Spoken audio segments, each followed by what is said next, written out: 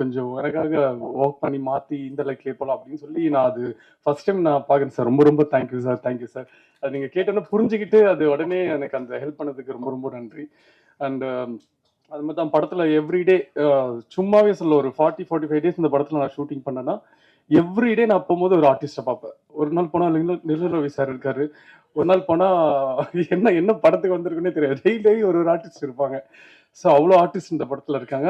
எல்லாருமே சும்மா ஒரு கிரவுட், ஒரு கும்பல் அப்படின்றதுக்காக இல்லாம, அவங்க பண்ணிருக்க ரோல் எல்லாமே அந்த ஆர்டிஸ்ட் பண்ணா தான் அது அவ்வளோ பெர்ஃபெக்ட்டா இருக்கும் அப்படின்றதுக்காக தெரிஞ்சு தான் ப்ரொடியூசருமே அந்த ஆர்டிஸ்ட்ட சொல்லி டைரக்ட்மே அந்த ஆர்டிஸ்ட் வச்சு பண்ணியிருக்காங்க. ஸோ இந்த படத்த பத்தி நாங்க சொல்றத விட நீங்க பார்த்துட்டு நீங்க சொல்லுங்க. பட் பெர்சனலா கேட்டா எனக்கு படம் வந்து இந்த மாரி படம் இப்போ இருக்கணும். ஏன்னா எல்லாமே கொஞ்சம் பிளட் அந்த மாரிலாம் இருக்கு. ஸோ நடுவுல இப்படியும் ஒரு படம் ஃபேமிலியா ஒரு ஒரு ஜாலியா ஒரு சிரிச்சுட்டு தியேட்டர் விட்டு வரும்போது எதுவுமே பாரமே இல்லாம முடிஞ்சா